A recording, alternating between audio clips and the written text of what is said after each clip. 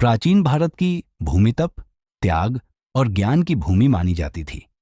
चारों ओर ऋषि मुनियों के आश्रम बसे हुए थे, जहां यज्ञ, ध्यान और वेदाध्ययन होता था। वातावरण में वेदों की अर्चाएं गूंजती थीं और प्रकृति में पूर्ण संतुलन था।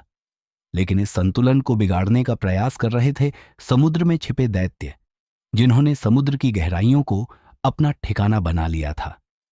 इन दैत्यों ने समुद्र से निकलकर धरती पर यज्ञों में विघ्न डालना शुरू कर दिया। हाशियों के हवन अधूरे रह जाते, जिससे देवताओं की शक्ति कमजोर पड़ने लगी। देवता चिंतित हो उठे। उन्होंने विचार किया कि इस संकट से मुक्ति के लिए उन्हें किसी ऐसे महान तपस्वी की आवश्यकता है जो केवल ज्ञानी ही नहीं बल्कि शक्तिशाली भी हो। तभी उन्हें याद आए महातपस्वी आर्षे अगस्त्य। देवता तुरंत उनके आश्रम पहुंचे और विनम्रता से अपनी समस्या सुनाई। अगस्त्य मुनि मुस्कुराए और देवताओं से बोले, यदि दैत्य छिपे हैं तो उन्हें बाहर निकालना होगा, और यह कार्य अब मैं करूंगा। इसके बाद आर्षे अगस्त्य अपने कमंडल के साथ समुद्र की ओर प्रस्थान कर गए। जब वे समुद्र किनारे पहुंचे तो उन्होंने मंत्रों का उच्चारण करते हुए समुद्र के जल को पीना शुरू कर दिया। यह कोई साधारण घटना नहीं थी, यह एक चमत्कार जैसा दृश्य था।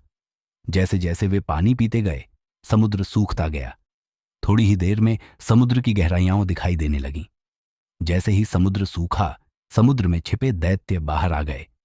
अब उनके पास छिपने की कोई जगह नहीं बची थी।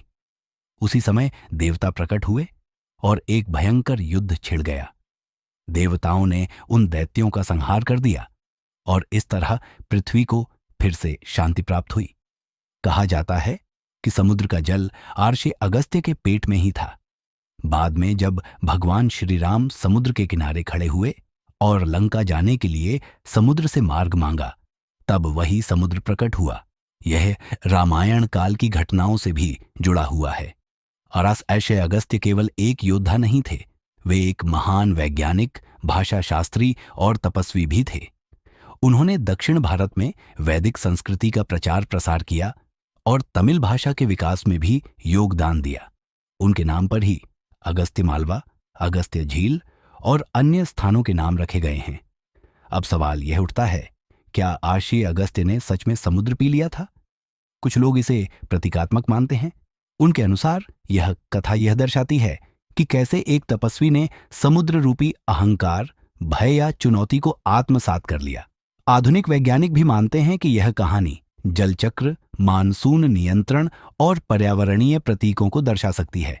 फिर भी चाहे यह घटना प्रतीकात्मक हो या ऐतिहासिक, आर्षे अगस्त्य की यह कथा आज भी उतनी ही प्रेरणादायक और रहस्यमयी है। यह हमें सिखाती है कि जब भीतर शक्ति हो तो सबसे बड़ा समुद्र भी सूख सकता है। आपका क्या मानना है? क्या आर्षे अगस्त्य ने सच में समुद्र पी लिया था या यह केवल एक प्रतीक है? नीचे कमेंट में जरूर बताएं। अगर आपको ये वीडियो पसंद आया हो तो एक लाइक जरूर करें।